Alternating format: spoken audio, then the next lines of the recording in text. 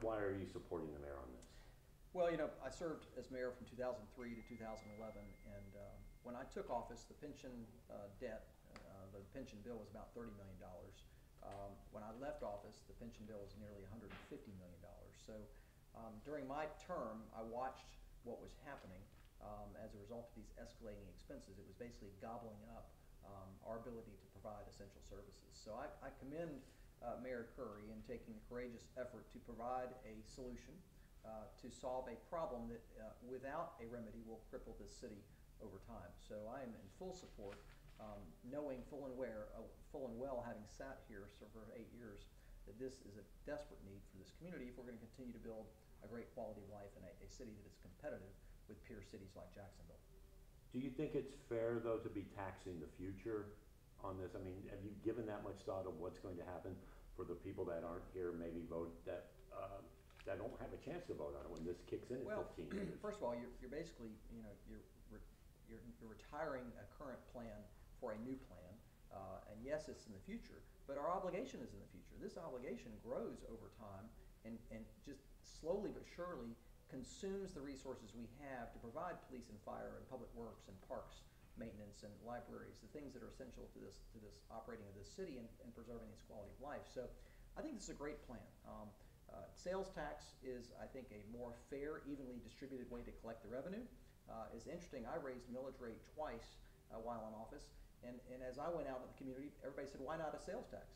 Well, now we say, we're going to provide a sales tax solution, and everybody says, well, why not a millage rate increase? The reality is the sales tax distributes the burden over more people, and not just people who live here, but people who use our services in Duval County. So I think this is the most painless remedy, and I commend the mayor for taking a stand on this. It is easy in a job like this to do very little and not attract controversy and not have people taking shots at you. He has put himself out there with a solution, a viable solution to a problem that can potentially cripple this community, and I am in full support of what he's trying to accomplish. And then, Mayor, I just wanted to ask you, because I wasn't with the group on Friday, but if this passes, do you see a chance of a property tax increase within the next 3 or 6 years? We don't have a revenue problem. We've got a pension cost problem. $290 million in pension costs this year that should be $75 million. That gap are your viewers' tax dollars that should be using for their services. So no, we don't need to be raising the millage rate. We've had numerous millage rate increases over the years. We simply extend this existing sales tax. It'll solve our pension problem, and we will have the resources that we need to be the city that we ought to be and be providing the services we should be providing. Because people were telling me this weekend, they were asking me, like at the dog park and whatever, and they were saying, is that to keep them? If we do this, could property taxes go up? And is there a promise you could make them? I don't think raising property taxes is the solution to the issue that Jacksonville is facing as a city. We have just over $1 billion in revenue that come into this city every year. We're spending almost 30% of that on pensions. If we solve this pension issue, the tax dollars that we take in today will allow us to do what we need to do to be the city we should be. So if this passes, you don't see that as... I'm not raising property taxes. There's a group of folks, and it's important that people hear this and know this. There's a group of folks that would like to see this fail, my plan fail, because they want to impose a property tax increase on the people of Jacksonville. There's a drumbeat that's been going for months now. In fact, it was even going when I was running for office. It's not the right answer. We bring in enough revenue. We simply are spending too much money in pension costs. Mayor Peyton, I have a question for you. You were in during the 2008 crash. You saw the escalation in cost. Right. Why wasn't this able to be conquered in your administration? Yeah, we basically sounded the alarm. We realized we were in a declining revenue environment, which was right after the crash of 2008. That's when we sounded the alarm that this pension obligation is not sustainable. And we took several actions that we were able to with a limited time frame. One is we cut employee pay 2%, which had an indirect effect on pension obligation. And then we proceeded to change benefits for new hires. That was what we could do in the time frame we had. We had another proposal on the table, that Mayor Brown refused to adopt. The clock ran out on us. I was disappointed in that decision. Had he embraced that, we would have saved untold millions because new hires would have been reset at a new package. But that wasn't done. So, you know, one of the prices of democracy is you don't have the continuity and organizational continuity you'd like to pass things like this. But the clock ran out on us. Listen, we went 4 years without a solution from the previous administration. This mayor has taken office. He has said this was a top priority. He has lobbied Tallahassee and I think been able to acquire conditions that no one else could acquire, and that the legislature is going to allow us to use sales tax for this extraordinary cause. That is not a provision in our Constitution as we know it. So, again, I think this is an excellent remedy to a serious problem.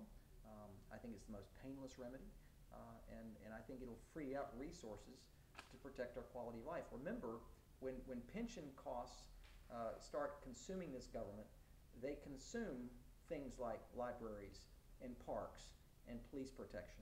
Our police force is really small relative to cities our size, yet we lead the state in murder. Our park system is the largest in the country, yet our park spending is a fraction of what cities our size spend to maintain their recreational space. So we've got a long way to go, and pension is the first major step. If we can stop the hemorrhaging from pension obligation, we can then redirect resources to maintain our quality of life for these essential services. And critics have suggested that a sales tax that's new, that starts today, would be a better road to travel. I disagree with that, but I would also say to those critics, that's an academic argument they're making, because the only way you get a new sales tax is with the approval of the Florida legislature and the governor, and that's not going to happen. So my solution is the only one that's comprehensive, that doesn't impose additional tax burden on the people, and solves the problem. I will say that I've been observing this process. I've lived it for 8 years, but I've been observing this reform effort. I would have bet almost any amount of money that Mayor Curry would not have been successful getting permission from the state legislature to extend this sales tax.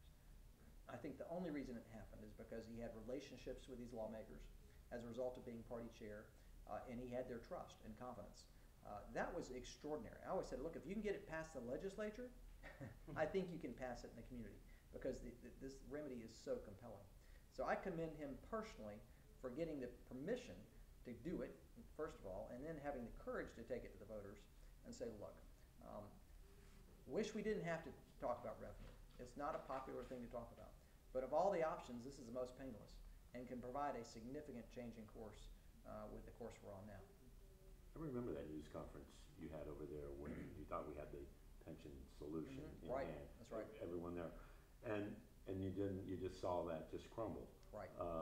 And you blame that on Mayor Brown? Listen, there's a price to democracy, and the price is that you don't have organizational continuity. You have new administrations come in with new visions and new plans, and that's what elections are all about. That was his choice. Mayors make choices. I urged him to adopt that program. We'd be in a different place had he adopted it, but it didn't happen for whatever reason. And now we are 4 years later with a mayor who's taken this on in his first year and taken full advantage of his relationships to really work in Jacksonville's favor. So I'm encouraged and supportive, and I think this is going to pass by a larger margin than we think. I think voters get it. I think the message has been clear.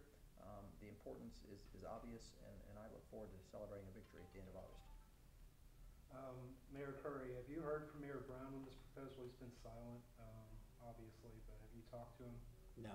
Okay. And, you know, sort of a corollary, sorry, long week. Corollary question, Mia Jones, Audrey Gibson, both of them seem to rescind what seemed to be support for this. Did that surprise you? They voted for it, co-sponsored it. So I'll let them answer those questions.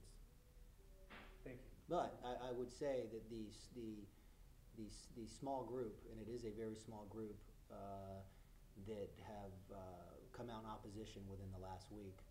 I think 5 people maybe were at their press conference, politically motivated.